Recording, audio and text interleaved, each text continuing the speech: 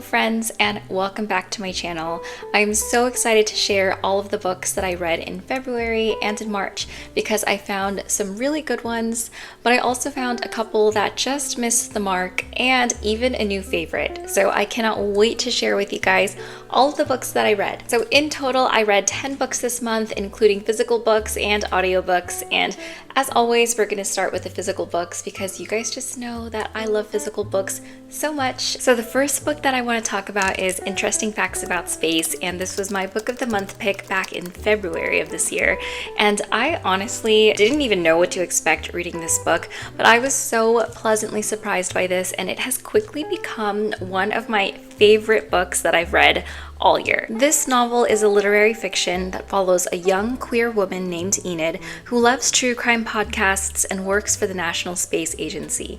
She attempts to navigate her career, taking care of her mother and dating as she grows increasingly paranoid that somebody is following her. So what I really loved about this book is how the author tackles themes of mental health, especially around anxiety and depression. And as somebody who experiences anxiety myself, I feel like I could really relate to Enid, and a lot of the things that she was going through really resonated with me. So even though I'm feeling much better these days, I remember when my anxiety was really bad, I couldn't leave the house, and sometimes I would have panic attacks and I would just worry that something terrible would happen. So reading about Enid's own anxiety really reminded me how important it is to take care of ourselves when we're going through tough times and to seek the support that we need in order to cope and heal. What really struck me about this novel was the pacing of it, because when I first started reading it, it started off as really lighthearted and humorous, but as you continue reading, you get an inner glimpse of what Enid is thinking and what she's feeling, and you slowly start to see her unravel. When I first started reading this book, one of the things that threw me off a little bit were the different page breaks. I felt like they were kind of disjointed and disrupted the flow of the book. However, as you keep reading on and you learn more about what Enid is experiencing with memory loss and brain fog, it starts to make sense why there are these breaks in the book, and I think it added a really nice level of authenticity to Enid's character. As I was reading this book, I felt so much compassion towards Enid because she was trying to juggle so many things on top of navigating her own mental health struggles, her mother's mental health struggles, and trying to find acceptance and belonging in her community, feeling like she wouldn't truly be loved for who she was. It just was really heartbreaking, and I don't want to give too much away, but I just thought it was so beautiful how she eventually learned how to accept who she was and be vulnerable with the people in her life. And that was one of my biggest takeaways from this. No matter who you are, no matter who you love, we really just want to be seen and loved for who we are. And I thought it was just such a beautiful message. I also really enjoyed the representation of neurodiverse people in this book. So Enid is on the autism spectrum, and she is also deaf in one ear. And as somebody who works with people with disabilities, it made me reflect on how I can be more inclusive in my own practice. This book, with Enid's journey towards self-acceptance and loving herself, was just really, really touching to me, and I loved it so much. So if you're looking for a book that explores neurodiversity and queer identity, and you're really interested in relational dynamics, then I highly recommend this book. It is one of my new favorites. The next book that I read is The Last Love Note, and this was my book pick for my book club. It was actually the very first book that my book club ever read, and I have some things to say about this one. The Last Love Note is a romance novel that follows Kate, who lost her husband at a young age. 2 years after his death, Kate attempts to balance her career and solo parenting while processing her grief.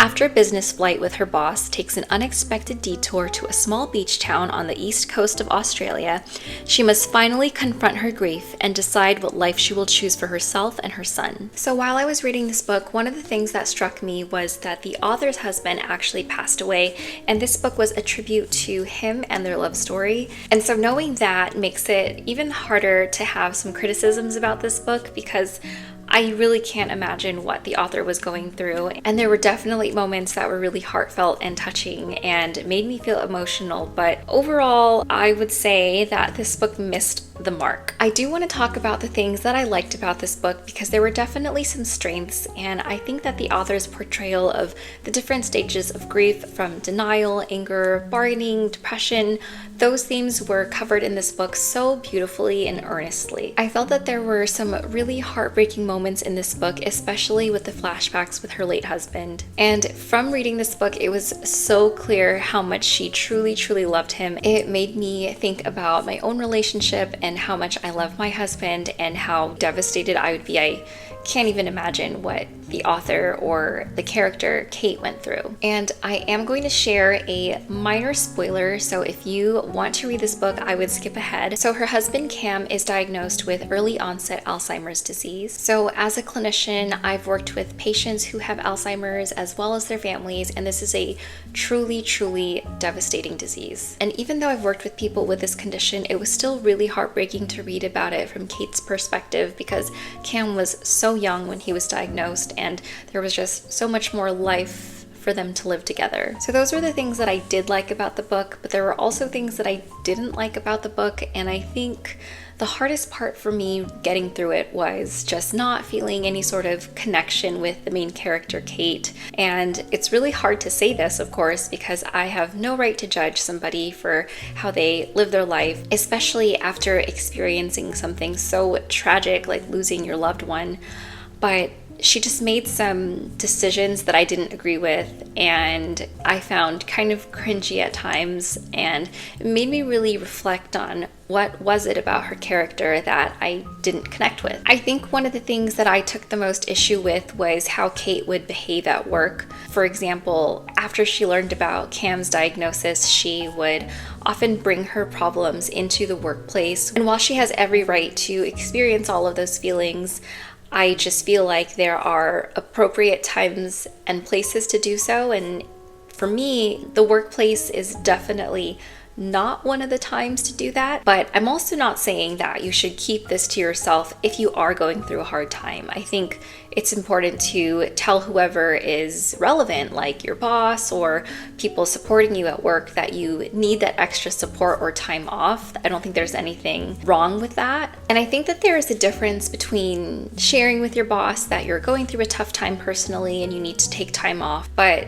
her boss was coming to her house, dropping her off from the hospital, and I just feel like that would be such a huge boundary violation for me, so I couldn't really imagine doing that. Again, saying this without knowing what it's like to lose somebody. The other complaint I have about this book was I just felt like the plot was all over the place and it didn't really make sense. The pacing was really off. The book just took a really long time to get to the romance aspect, and then it ended so quickly and abruptly, and I just felt like I was getting kind of whiplashed reading it. Honestly, I almost didn't finish this book, but because it was a book club pick, I felt like I had to finish this book so that we could talk about it. It was really interesting because my friends and I actually pretty much agreed that we all did not like this book very much. So the next book that I read is The Fury, and I actually don't have a physical copy of it right now because I borrowed it from the library and I already returned it. But I chose this book because the librarian recommended it to me and I wanted to try it out, and I was not disappointed. So this story is about a glamorous ex-movie star and her famous friends who take a weekend getaway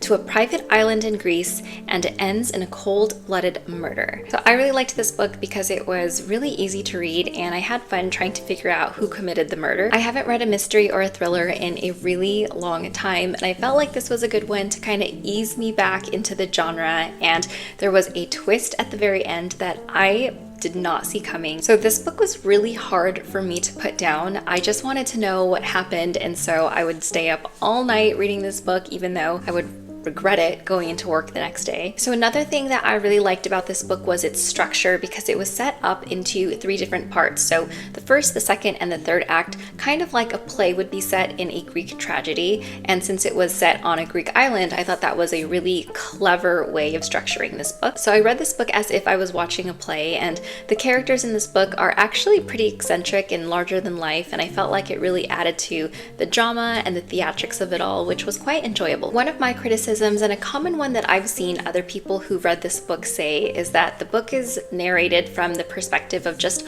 one character, and felt like I was getting to know this character and their inner thoughts and their inner monologue. However, I did start to realize throughout the story that the character, Elliot, is actually a pretty unreliable narrator. So if you're trying to discern what's actually happening with the murder and you only have one unreliable narrator, then it can make it a little more difficult to figure out what is real and what is imagined. And because the author chose to narrate the story from just one character's perspective, I feel like it did interrupt with the pacing, because every now and then Elliot would interject his own thoughts with what was happening, so that definitely made the pacing a little bit more disjointed than I would have liked. Although I would have liked to read other characters' perspectives as well, once you get to the end, I think you'll find that the ending is pretty shocking. At least I found it to be pretty shocking. So overall, I actually really enjoyed reading this book. I liked the author's writing style, and I definitely am going to pick up more books by him. I ordered The Silent Patient, and that one has really good reviews as well, so hopefully I'll be able to read that one soon. The next book that I read is The Fox Wife, and this was also a Book of the Month pick back in February, and this is a historical fantasy which is set in Manchuria in 1908. This story follows the main protagonist, who is a fox spirit in her human form, as she hunts down the man who killed her young cub. Meanwhile, a detective named Bao, who has been interested in fox spirits since a young age, investigates the death of a young woman who was found frozen in the snow. As he gathers more clues, it becomes clear that this case has more to it than meets the eye. I really enjoyed reading this book, and I thought the author did such a wonderful job of world building as well as bringing the characters to life. As I was reading, I could really envision what the scenery would look like and what it would be like to live during that time period. I also really enjoyed learning about the mythology of foxes in northern China, expanding to Korea and Japan. I was really interested in the multifaceted portrayal of foxes. To some people, foxes were thought of as gods or minor deities who would bestow luck and fortune amongst lucky people. However, to some, they were seen as scapegoats and were blamed for misfortune. And because of this, many foxes were actually persecuted. There's a quote from the book from the protagonist's perspective about human behavior. When humans encounter something that is different or other, their first instinct is to eliminate, which introduces this idea of blaming other people because they're different from us. So this led me to draw parallels between how the foxes were treated in this story and how people who have been persecuted or thought of as different or other have been treated throughout human history. And while it is disheartening to think about how fear and ignorance can lead to violence towards people who are different, think differently, or believe in different things, it also gave me hope that one day we can overcome this and become more accepting and open and inclusive. I don't want to give too much away, but in the story, Snow, who is the fox spirit, actually becomes friends with a human named Tagta, and I thought their relationship was really beautiful and kind of exemplified how even though they were two different species, they could still find something in common and learn to be respectful of one another and to be kind to each other. This really gave me hope that even though you might meet people who have different ideas or opinions than you can also find something in common and learn to be respectful and kind as well. So the story is slower paced in the beginning because the author is really trying to create this world and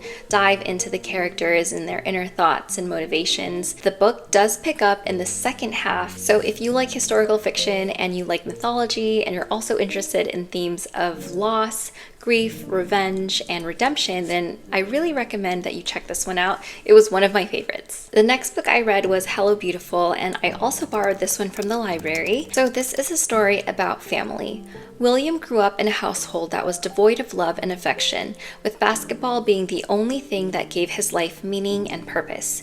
Julia, on the other hand, grew up in a loving household with 3 younger sisters who were her best friends. When Julia and William meet in college, their two worlds collide and change both of their lives forever. So this book is an homage to Little Women, which I haven't read yet, so I probably missed some of the references that were in this book. I really enjoyed the author's writing style and the exploration of different types of relationships, from romantic relationships to relationships with your family and your friends, and how these relationships can really shape us. relationships. I really loved the bond between the sisters in this book, and it really resonated with me because I also have two younger sisters, and there really is nothing like having sisters. So it made me think about this idea of family between the family that you're born into as well as the family that you choose. I also really appreciated how the author explored different types of family structures and dynamics in this book, from the traditional nuclear family to a single parent household to an extended family household, really highlighting this idea that family can come in any shape or any size. So while I liked those aspects of the book, I definitely had some criticisms, and I think my biggest criticism would be the perspectives that were shared in this book.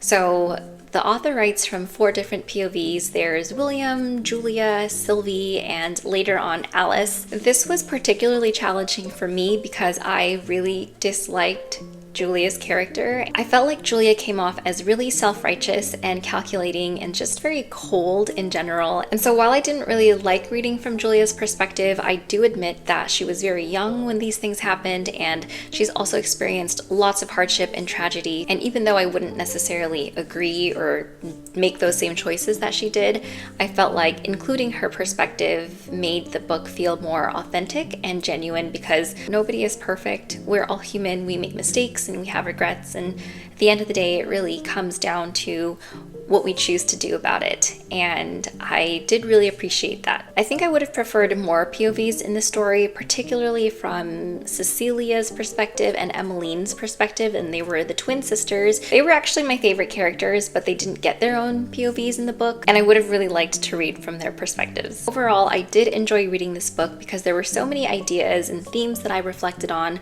in my own personal life that I could really relate to. However, because the story is largely character driven and I didn't like one of the characters, that was kind of a hard thing for me to get through, and I found myself really wanting to skip through her parts. And even though this book got a lot of good reviews and a lot of people loved this book, I didn't really like it as much as I thought I would, but I'm still glad that I picked this one up. The next book that I read is The Great Alone, and this was a book club pick that one of my friends chose, and I'm really glad she chose it because this was one of my favorites this month. So this book is a historical fiction which is set in the 1970s to 1980s, where a family attempts to survive off the grid in the beautiful yet dangerous Alaskan wilderness. Ernst Albright was a prisoner of war during the Vietnam War who suffers from flashbacks and nightmares. Cora loves Ernst and will follow him to the ends of the earth. Lenny is their daughter who must learn quickly to adapt to the growing dangers outside their new home and inside as well. I don't even know where to start with this book because I feel like it was just such an emotional roller coaster. I mean, I felt like I experienced pretty much every single human emotion possible while reading this book. I really loved how the author brought the Alaskan wilderness to life. It kind of felt like Alaska was its own character in the story, and I would really love to visit Alaska someday, but probably not in the wintertime because she really scared me off with that one. I also really liked learning about the way of life up there, what it's like to live off of the grid, and all of the different survival challenges that come with living in such a remote part of the world. The characters felt so human and real, and I couldn't put this book down because I was really rooting for Lenny and her mom. I don't want to go into too much detail about this book because I don't want to spoil anything, but ultimately I felt like this book was a story of survival, resilience, love, and second chances. By the end of this book, I had to take so many breaks because I was trying to read through my tears, and the relationship between Lenny and her mom and all of the other strong, resilient women in this community was really beautiful and heartfelt. There are definitely some trigger warnings for this book, specifically around domestic violence. The parts with domestic violence in there were really difficult to read, so if you're sensitive to that, then I would skip this one. However, if you like stories about survival and human resilience and strength, then I highly recommend that you pick this one up. The last physical book that I have is The Midnight Library, which I did borrow from the library actually. The Midnight Library is about Nora Seed, who finds herself in a midnight library after attempting to take her own life. The Midnight Library is a place between life and death. She is given the opportunity to live out different versions of her life had she made different choices. I had heard a lot of great things about this book, so I came into it with high expectations, and I feel like I might be in the minority here, but I feel like the book didn't really meet those expectations for me. So what I did like about this book was ultimately the message that I took away from it, and I think it was a very powerful message that I think other people will really deeply resonate with as well. When we meet Nora, we find that she is really unhappy and dissatisfied with the way that her life is going.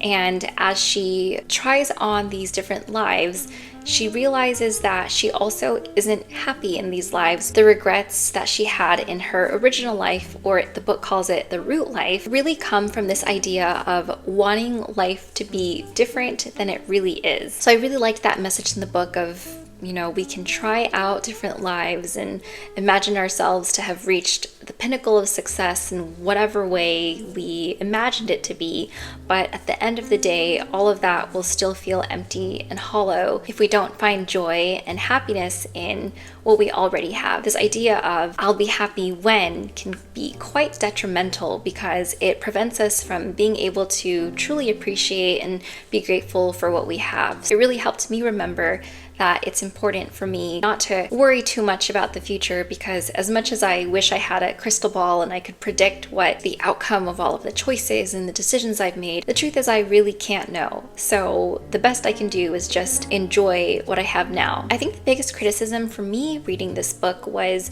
just how many different lives Nora tried on. There were some lives where we spent a couple chapters really exploring it, and then there was one chapter where I think she tried on over 100 different lives, and each life was about a sentence long. And I think that choice really supports the idea that you can try on 100, 1,000 different lives and still not be happy if you can't ultimately find happiness in the present. I didn't really feel super connected to Nora in that way. I feel like I didn't get to know who she really was and what really mattered to her and what motivated her as a person or as a character. That is probably my biggest criticism, is that I didn't personally connect with Nora that well. However, I did have compassion for Nora and I did empathize with the things that she went through. I've definitely had my own fair share of regrets. I really did like the premise of the book. I really liked the message, but I just didn't really resonate with this book as much as I thought I would. However, I think that it's still a book worth checking out and worth picking up because the message itself is so powerful, and I think it's something that we all need to hear. So those were all of the physical books that I read this month, and now we're gonna get into the audiobooks, and the very first one is Paper Names. So Paper Names is a story about what it means to be American, and it's told from 3 different perspectives.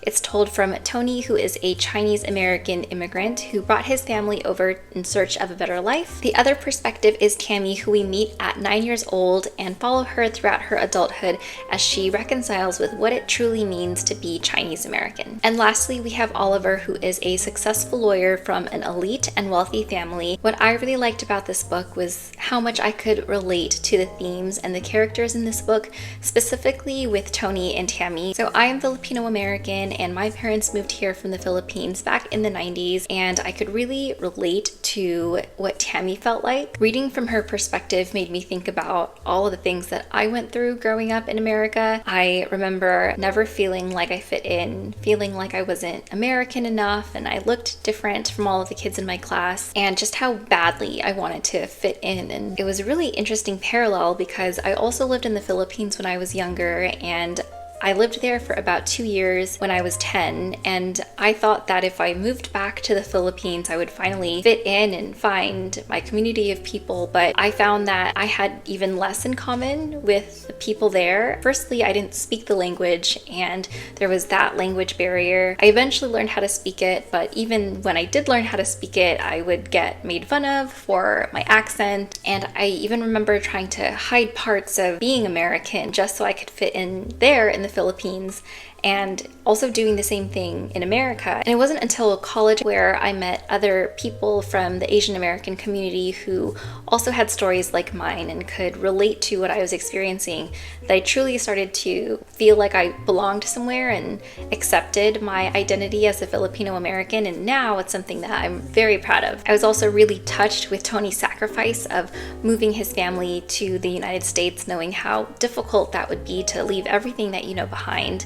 and it's something that I reckon with a lot, of knowing how much my parents sacrificed in order for me and my sisters to be here, and feeling like I also need to work hard. So I really related to Tammy with feeling like there was this huge burden and pressure to succeed in America. My criticism with this one was that I really didn't like Oliver's character, found him to be quite entitled and arrogant, but I think I can understand why he was in the audiobook, which was to highlight differences between somebody who is born into wealth and privilege versus Tony, who had to pretty much make his own fortune and make his own way. So ultimately, I thought that this was a really good coming of age story and a really good portrayal of the immigrant experience. So the next audiobook that I listened to this month was The Fortunes of Jaded Women. And this story follows 3 generations of Vietnamese American women who attempt to break a generational curse where they only have daughters. So I really liked this audiobook because it was really nostalgic listening to it. When I was growing up, I watched a lot of teleseries, which are kind of like soap operas, but Filipino soap operas. There are definitely some parts that were really over the top and dramatic.